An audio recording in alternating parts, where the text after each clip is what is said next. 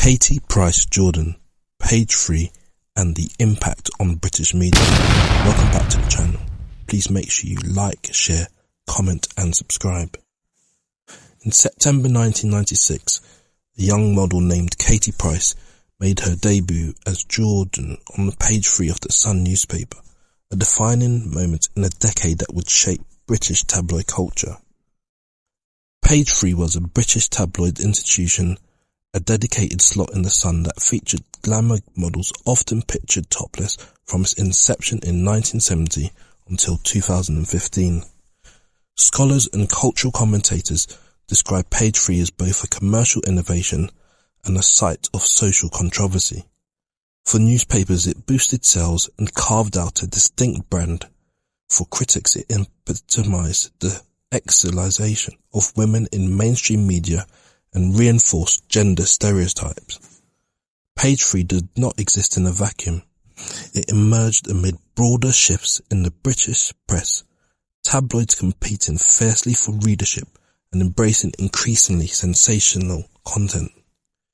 Through the 1980s and 1990s, Page 3 became a symptom and symbol of lad culture, a media ecosystem including lads magazines like FHM and loaded targeted male audiences through sexualized imagery and humour. The era coincided with debates about gender, class and representation in media studies. Academic research into Page 3 demonstrates that its presence in newspapers sparked feminist debates about objectification, female bodily autonomy and media sexism, reflecting broader cultural tensions around women's roles in public life. Enter Katie Price Jordan as a cultural figure. Katie Price's Page 3 appearance was more than a glamour shot. Branded as Jordan, she quickly became one of the most recognizable Page 3 models of her generation. Unlike many of her peers, Price leveraged her tabloid fame into mainstream media. She became a fixture in lads magazines, appeared on television, and later starred in reality shows that made her life and her relationships public spectacle. Her transition from tabloid pin-up to reality TV star illustrates a key transformation, the rise of celebrity culture, where personal life, media and exposure, and commercial branding converge.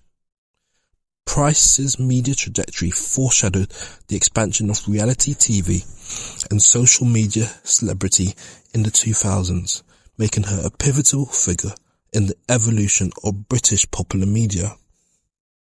And this was a societal impact of Page 3. The impact on media and culture was multifaceted.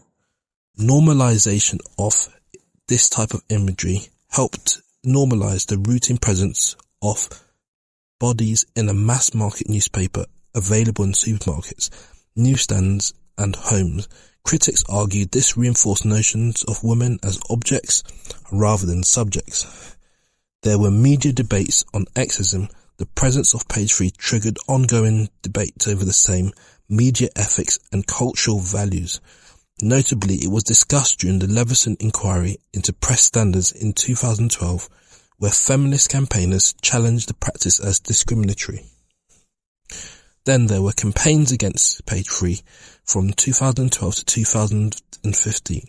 Campaigns like No More Page 3 mobilized public opinion, gathering hundreds and thousands of signatures and support from MPs and civil society groups, arguing the feature demeaned women and contributed to harmful stereotypes. So there was the end of an era by 2015. The Sun stopped publishing topless Page 3 images, and other tabloids phased out similar features in the following years, signalling a shift in media norms and audience expectations. Katie Price's career exemplifies both the opportunities and criticisms of the Page 3 era.